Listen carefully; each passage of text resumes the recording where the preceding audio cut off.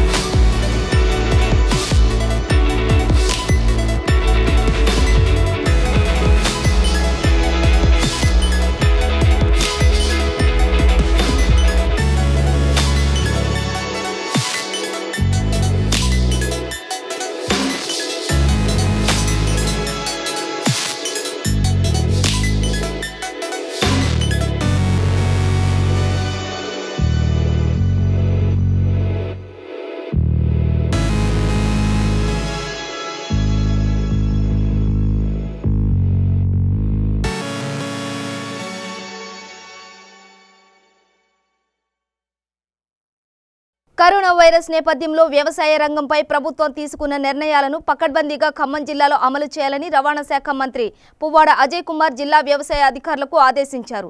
ఖమ్మం జిల్లా వ్యవసాయ అధికారులు ఎరువులు, విత్తనాలు, పురుగుల మందులు డీలర్లతో మంత్రి సమీక్ష నిర్వహించారు. ఖరీఫ్ సీజన్లో ధాన్యం కొనుగోలు నిల్వలు, ఎరువులు, పురుగుల మందులు సమస్యలపై చర్చించారు.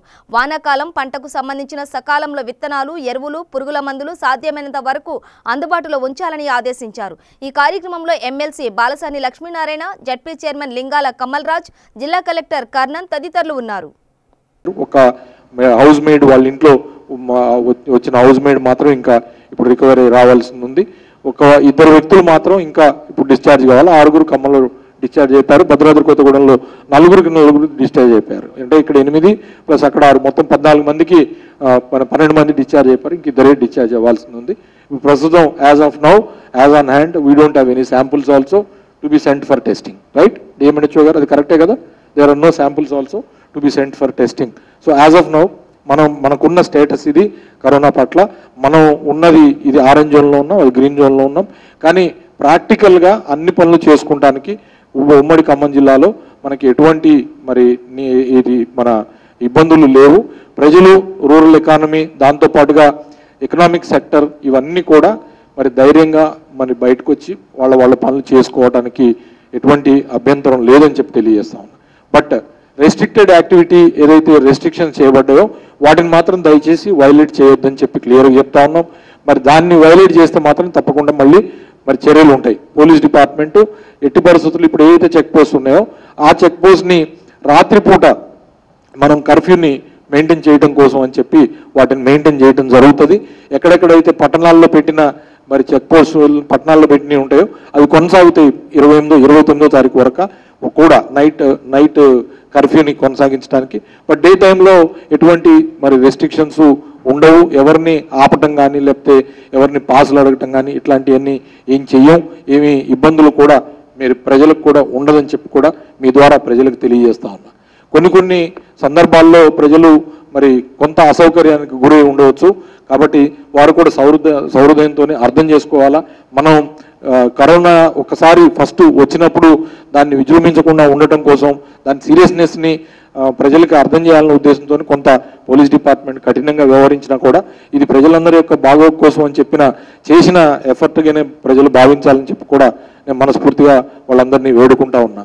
వెరసి ఓవరాల్గా ప్రజల భాగస్వామ్యంతో ఉమ్మడి ఖమ్మం జిల్లాలో బ్రహ్మాండంగా మనం కరోనాను కట్టడి చేయగలిగాం. కరోనా పోస్ట్ లాక్డౌన్ రేపు మే 29 తర్వాత ఇంకా పూర్తిగా మిగతా రెస్ట్రిక్షన్స్ కూడా పక్క జరిగిపోతాయని చెప్పి భావిద్దాం. నిజామాబాద్ స్థానిక సంస్థల శాసన మండలి అభ్యర్థిగా టీఆర్ఎస్ తరపున పోటీలో నిలిచిన కవిత అనర్హురాలని బీజేపీ జిల్లా అధ్యక్షులు నర్సయ్య ఆరోపించారు. నామినేషన్ పత్రాలలో తప్పుడు ధృవీకరణ దాఖలు చేశారని పేర్కొన్నారు. దీనిపై ఎన్నికల అధికారులకు ఫిర్యాదు చేయడం జరిగిందన్నారు. ఏదైతే నామినేషన్ పేపర్స్ తో పాటు ఫామ్ నంబర్ 26 తన వ్యక్తిగత ఇన్ఫర్మేషన్ అంతా కూడా సమాచారాన్ని కూడా చట్టం ప్రకారము సబ్మిట్ చేయాలి. కాబట్టి ఎలక్షన్ కమిషన్ కు వారు సబ్మిట్ చేయడం జరిగింది. వారు సబ్మిట్ చేసిన ఏదైతే ఫామ్ నంబర్ 26 ఏదైతే ఉందో పూర్తిగా తప్పుల తడకగా ఉంది.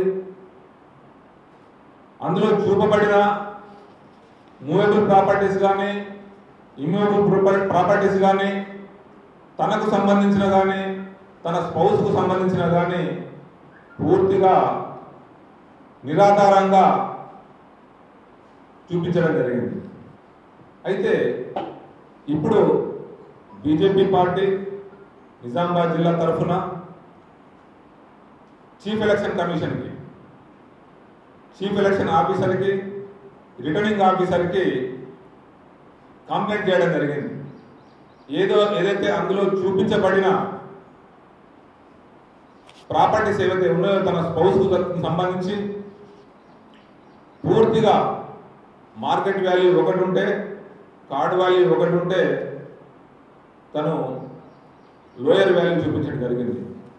ఒకటి గమనించాలి, ఆమె 2014లో మొదటిసారిగా పార్లమెంటు సభ్యులుగా నామినేషన్ వేసినప్పుడు ఆమెకు సంబంధించిన ఆస్తి విలువ, వారి స్పౌస్కు సంబంధించిన వారి ఫ్యామిలీకి సంబంధించిన ఆస్తి విలువ మొత్తం 6,19,00,000 చూపించడం జరిగింది 2014లో. అటువంటి 6,19,00,000 2019 5 సంవత్సరాలలోనే దాదాపు 17 కోట్లకు పడిగెత్తడం జరిగింది. అంటే కుప్పలు తెప్పలుగా ఆస్తులు సంపాదించి రాజకీయం చేయడం జరుగుతున్నది. 2019లో 17 లక్షలు పోయి 2020 వచ్చేసరికి 17 కోట్లు పోయి 2020లో 27 కోట్లు ఆస్తి పెరిగిపోయింది. అంటే ఒక సంవత్సరంలో 10 కోట్లు ఆస్తి పెరిగిపోవడం జరిగింది. అంటే చూపించిన వాల్యూ కూడా, చూపించిన విలువ కూడా దాదాపు 10 రెట్లు మార్కెట్ విలువ కంటే చాలా తక్కువ. అంటే దాదాపు మార్కెట్ వాల్యూ ఒక 300 కోట్లు ఉంటే వారు 27 కోట్లు చూపించడం జరిగింది. నియమావళి ప్రకారము, రూల్స్ ప్రకారము అఫిడవిట్లో తప్పుడు సమాచారం ఇస్తే వాళ్ళు పూర్తిగా శిక్షార్హులు. ఈరోజు భారతీయ జనతా పార్టీ రిక్వెస్ట్ చేస్తుంది చీఫ్ ఎలక్షన్ కమిషన్ని, చీఫ్ ఎలక్షన్ ఆఫీసర్ని, రిటర్నింగ్ ఆఫీసర్ని ఇమీడియట్గా శ్రీమతి కల్వకుంట్ల కవిత గారి అభ్యర్థిత్వాన్ని రద్దు చేయాలి, పోటీకి అనర్హురాలుగా ప్రకటించాలని చెప్పి రిక్వెస్ట్ చేయడం జరిగింది.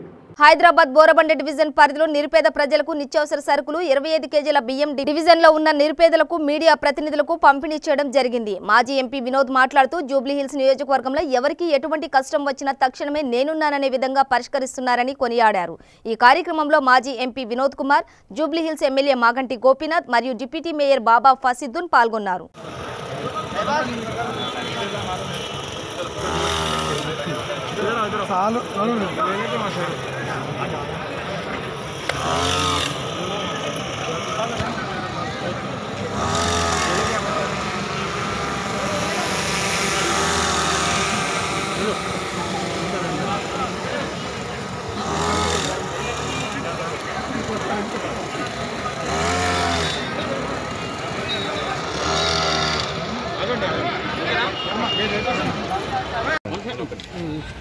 బోరబండ డివిజన్లో ఈనాడు నిత్యావసర వస్తువులు పంపిణీ కార్యక్రమాన్ని మాజీ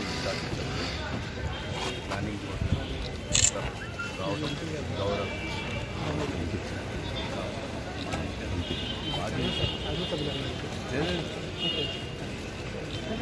జూబ్లీహిల్స్ కాన్స్టిట్యూన్సీలోని బోరబండ డివిజన్లో ఇవాళ నిత్యావసర పంపిణీ కార్యక్రమానికి ముఖ్య అతిథిగా విచ్చేసినటువంటి మన మాజీ ఎంపీ వినోద్ గారు, మరి ప్లానింగ్ బోర్డు వైస్ చైర్మన్ గారు, మరి అదేవిధంగా ఇక్కడ స్థానిక డిప్యూటీ మేయర్ బాబా ఫసిద్దున్ గారు వీళ్ళ ఆధ్వర్యంలో ఈనాడు నిత్యావసర పంపిణీ కార్యక్రమం శ్రీకారం చుట్టడం జరిగింది. మరి బోరబండ డివిజన్ అంటేనే టోటల్గా అంత పేదవారు 100% పేదవారు నివసించే ప్రాంతం ఇది బోరబండ డివిజన్. సంస్థ కూడా ముందుకు వచ్చిన విషయం కూడా మనకు తెలుసు. ఈ సందర్భంలో మరి నిన్న క్యాబినెట్లో చాలా నిర్ణయాలు తీసుకున్నాము. హైదరాబాద్లో మరి ఇంకా కూడా ఈ వైరస్ అక్కడ ఇక్కడ కొన్ని కాలనీస్లో మరి వ్యాప్తి చెంది ఉన్నది. కాబట్టి రెడ్ జోన్గా కేంద్ర ప్రభుత్వం డిక్లేర్ చేసింది కాబట్టి మరి సడలింపులు ఇక్కడ చేయలేదు. ఈ సడలింపులు మరి ఇది ఆరెంజ్ జోన్, గ్రీన్ జోన్ తర్వాత అవుతాయి. కాబట్టి హైదరాబాద్ ఒక గొప్ప నగరం. రానున్న రోజుల్లో ఈరోజు ప్రపంచవ్యాప్తంగా మరి ఆర్థికంగా దెబ్బతిన్నటువంటి ఈ సమయంలో ప్రపంచం మొత్తం కూడా హైదరాబాద్ వైపు చూస్తున్నారు. ఇలా చైనాలో జరిగినటువంటి సంఘటనలు చూసి పెద్ద పెద్ద పరిశ్రమలన్నీ కూడా తరలి వెళ్తున్నాయి చైనా నుండి. అవన్నీ కూడా భారత ఉపఖండం రావడానికే మరి ఆలోచన చేస్తున్నారు. మా దృష్టికి చాలా వచ్చినాయి, ప్లానింగ్ బోర్డు దృష్టికి, క్యాబినెట్ దృష్టికి వచ్చినాయి. పెద్ద పెద్ద కంపెనీలు, ఒక ఐటీ కంపెనీలకే ప్రాముఖ్యత ఉన్నటువంటి హైదరాబాద్ నగరం రేపు నైపుణ్యత ఉన్నటువంటి యువత ఉన్నటువంటి తెలంగాణ గడ్డపైన హైదరాబాద్ నగరంలో మ్యానుఫ్యాక్చరింగ్ ఇండస్ట్రీస్ పెద్ద ఎత్తున నిర్మాణంలో ఉన్నటువంటి పరిశ్రమలన్నీ కూడా ఇక్కడ రాబోతున్నాయి. కాబట్టి మరి ఇలాంటి విపత్కర పరిస్థితుల నుండే మరి మంచిని కూడా ఆలోచన చేస్తున్నారు మన గౌరవ ముఖ్యమంత్రి. హైదరాబాద్ చంపాపేట్ రాఘవేంద్ర వైన్స్ వద్ద వర్షం వచ్చినా లెక్క చేయకుండా వర్షంలో తడుస్తూ క్యూలో ఉన్నారు మద్యం ప్రియులు. 43 రోజులుగా మద్యం దొరకకపోవడంతో తమ కోరికను పంటి కింద పెట్టి కాలం గడిపారు. బుధవారం ప్రభుత్వం వైన్స్ అమ్మకాలకు సడలింపు ఇవ్వడంతో రెక్కలు వచ్చిన పక్షుల ఒక్కసారిగా గూటి నుండి బయటకు వచ్చి మందు బాటిల్స్ ను దర్శనం చేసుకున్నారు. 43 రోజులకు ఇంత కోరిక పెంచుకున్న మన జనాలకు 5 సంవత్సరాలకు ఒక్కసారి వచ్చి ఓటు వేయడానికి మాత్రం ఇంటి నుండి బయటకు రావడం లేదు. ఎందుకో ఇదే ఉత్సాహం ఓటు వేయడంలో చూపిస్తే మన దేశం ప్రపంచంలోనే మొదటి స్థానంలో ఉండేది.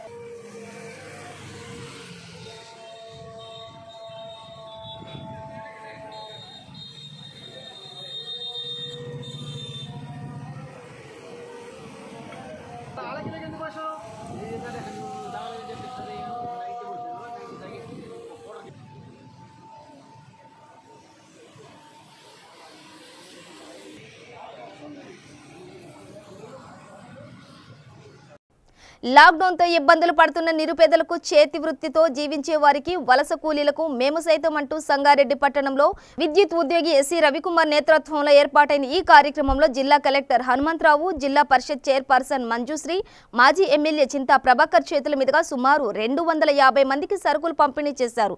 ఈ సందర్భంగా జిల్లా కలెక్టర్ హనుమంతరావు మాట్లాడుతూ పేదలను ఆదుకునేందుకు ముందుకు వచ్చిన జిల్లా విద్యుత్ శాఖ ఉద్యోగులను అభినందించారు. సార్ మీరు కూడా ఉండండి సార్. సార్ కొద్ది ముందుగా ప్రభాకరణ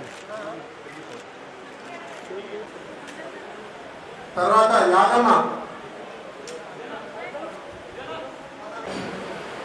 ప్రభుత్వం కోసమే ఎదురు చూడకుండా ఎక్కడి వారు అక్కడ ప్రతి ఒక్కరూ తన వంతు ధర్మాన్ని నిర్వర్తిస్తూ మానవత్వాన్ని మనుషుల్లో ఇంకా మానవత్వం పెంచిందనే నిదర్శనంగా ఈరోజు మనకు కనబడుతుంది. ఎందుకంటే ప్రజలు ఎంతోమంది పని చేసుకునే పరిస్థితిలో ఉన్న ఈ రోజుల్లో మేమున్నామంటూ ప్రతి ఒక్కరూ ముందుకు వస్తూ వాళ్ళకి తోచినంత వాళ్ళు చేయగలిగినంత సహాయాన్ని చేస్తూ వాళ్ళ దగ్గర ఉన్న దాంట్లో తెలిసి మీకు ఎవరు ఆకలితో అనుమతించొద్దనే భావనతో ప్రేమతో ముందుకు వస్తూ దాఖలు చేస్తున్న ఈ పనులను చూస్తే వాళ్ళకు శిరస్సు మంచి నమస్కారం. మన వేదాలు కూడా చెప్తున్నాయి. ఆ పరంగా ఈరోజు ఎంతో మంది దాతలు, ముఖ్యంగా ప్రజాప్రతినిధులు, ముఖ్యమంత్రి గారు ఒక పిలుపునిచ్చారు. ఇదే సరైన సమయం ఓట్ల కోసం కాదు పోవడం. ఇప్పుడు మీ ఓటర్లు ఆకలితో ఉన్నారంటే మీరు ఫెయిల్యూర్ అయినట్టు చెప్పినటువంటి పిలుపుకి స్పందిస్తూ అందరూ కూడా సర్పంచ్ దగ్గర నుంచి, వార్డు మెంబర్ దగ్గర నుంచి, జడ్పీటీసీలు, ఎంపీటీసీలు, ఎంపీపీలు, అదేవిధంగా మున్సిపల్ కౌన్సిలర్స్, చైర్మన్స్ అందరూ కూడా వారి వంతు ప్రయత్నంగా ఇప్పుడెక్కడ కూడా ఏ విధమైనటువంటి ఎలక్షన్ వాతావరణం లేకపోయినా వారే ఇళ్లలోకి వెళ్లి ఈ యొక్క కూరగాయలు కానీ, నిత్యావసర వస్తువులు కానీ అందిస్తున్నటువంటి తరుణం ఆసన్నమైంది. అంటే ముఖ్యమంత్రి గారు ఒక్క పిలుపుకు స్పందించి ప్రజాప్రతినిధులు, అధికారులు ఎట్లా ముందుకు వచ్చారనేది ఇది ఒక్కటే కారణం. అదేవిధంగా ముఖ్యమంత్రి గారు ప్రభుత్వం పిలుపునిచ్చినట్టుగా మీరందరూ కూడా స్వీయ నియంత్రణ పాటించాలి. కరోనా ఫ్రీ జిల్లా అయింది. మంత్రి గారి యొక్క సూచనల మేరకు పాటించాము. అధికారులందరూ కూడా కరోనా కేసు ఒక్కటి కూడా సంగారెడ్డి జిల్లాలో లేదు, కానీ రాదని చెప్పలేదు.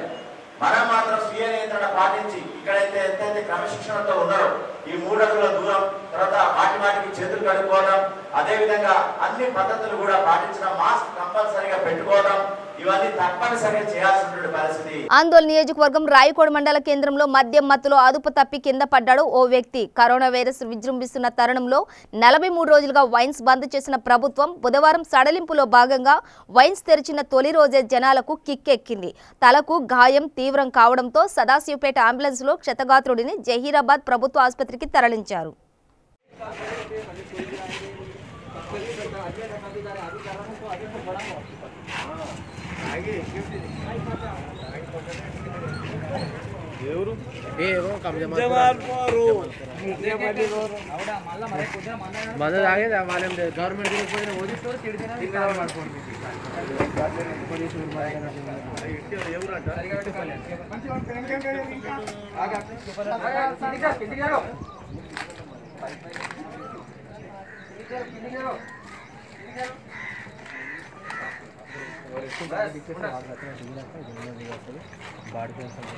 इधर कब है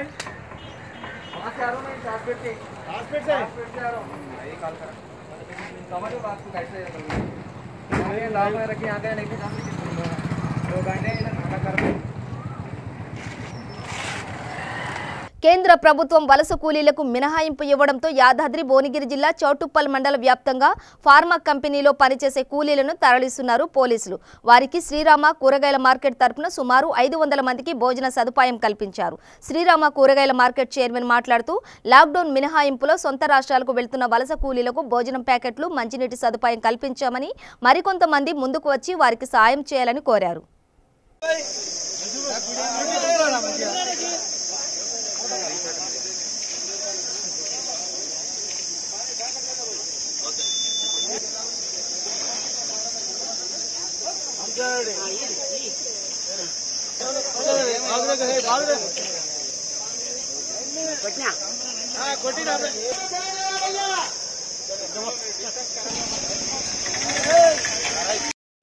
భువనగిరి డిస్టిక్ శ్రీరామ కూరగాయల మార్కెట్ చౌటుప్పల్ ఒక 500-600 వలస కార్మికులకు, టికెట్ గడుపులకు, ఆకలి ఇబ్బందులు ఉన్న వాళ్ళకు ఈ కార్యక్రమము చేయడం జరిగింది. ఈ విధంగా అందరూ కూడా ముందుకుండి చేయాలని మనవి. ఇవాళ మరి యాదగిరి ఆధ్వర్యంలో మా కమిటీ తరఫుగా అందరము ఈ విధంగా నిర్ణయించి అవి ఆలోచన మేరకు ఈరోజు 500-600 మందికి ఆకలి నిరుపేదలకు ఉపాధి లేకుండా ఉన్న వాళ్లకు వలస కార్మికులు పోతుంటే ఆకలి ఇబ్బంది పడుతుంటే వాళ్ళకు ఆపి ఈరోజు కార్యక్రమం విజయవంతం చేసినాము. అన్నదాన సుఖీభావ కార్యక్రమం విజయవంతం జరిగింది. ఆ విధంగా ఇంకా ముందుకు వచ్చే వాళ్ళని ఉంటే చేయగలగరు మనవి. భువనగిరి యాదాద్రి జిల్లా ఈ మండలంలో చాలామంది ఇక్కడ కంపెనీలు ఉన్నాయి. బీహార్, ఛత్తీస్గఢ్, ఒరిస్సా, ఇతర రాష్ట్రాల నుంచి వచ్చిన వాళ్ళు చాలామంది ఉన్నారు. వాళ్లకు పోవడానికి చాలా ఇబ్బంది ఉంది. ఇక్కడ ఉంటే కూడా తిండి కూడా చాలా దొరకడం లేదు. అంత ప్రాబ్లం అంటే అంత ప్రాబ్లం ఉంది. వాళ్ళని పోవడానికి చాలా ప్రయత్నం మా పోలీస్ శాఖ వాళ్ళు కానివ్వండి, ఇతర రెవెన్యూ శాఖ వాళ్ళు కానివ్వండి చాలా ప్రయత్నం చేస్తున్నారు. వరంగల్ అర్బన్ జిల్లా ఎర్రబెల్లి గ్రామాన్ని ఎమ్మెల్యే సతీష్ బాబు సందర్శించారు. మండలంలో ఎర్రబెల్లి గ్రామంలో బుధవారం గ్రామ సర్పంచ్ గూడా కవిత రాజ్కుమార్ ఆధ్వర్యంలో జరిగిన కార్యక్రమానికి ముఖ్య అతిథిగా హాజరై ధాన్యం కొనుగోలు కేంద్రాన్ని సందర్శించి రైతులకు ఎలాంటి ఇబ్బందులు ఎదురవ్వకూడదని అధికారులను ఆదేశించారు. గ్రామంలో కంటైన్మెంట్ ప్రాంతాన్ని సందర్శించి వారికి చేపలు, బియ్యం, కూరగాయలు, మాస్కులు పంపిణీ చేశారు. అనంతరం ఎమ్మెల్యే మాట్లాడుతూ ప్రపంచాన్ని గడగడలాడిస్తున్న సమయంలో ఎర్రబెల్లి గ్రామంలో కరోనా వైరస్ రావడం దురదృష్టమని, గ్రామంలో ప్రజలందరూ ఐక్యంగా ఉండి స్వీయ సంరక్షణతో కరోనాను అరికట్టవచ్చన్నారు.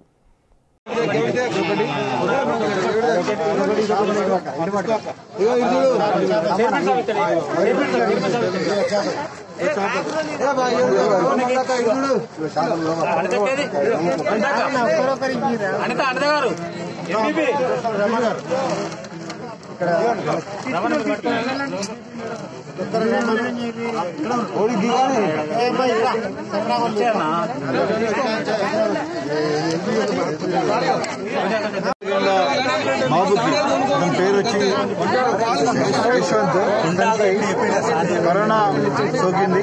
ఏ విధంగా సోకింది కూడా ఏ విధంగా వచ్చిందో అది కూడా మొత్తం డిస్టర్బ్ చేసింది. పూర్వకుంటకు సంబంధించిన వాళ్ళు ఇక్కడ రావడం, వారితో ఈ బాబు కలవడం, ఆ పూర్వకుంటలో 13 ఏళ్ల అమ్మాయికి రావడం, అతనికి మళ్ళీ అతని ద్వారా ఈయనకి రావడం జరిగింది. వెంటనే గాంధీ తీసుకెళ్లి చికిత్స కూడా చేస్తున్నారు. బాగానే ఉన్నాడు పిల్లవాడు కూడా.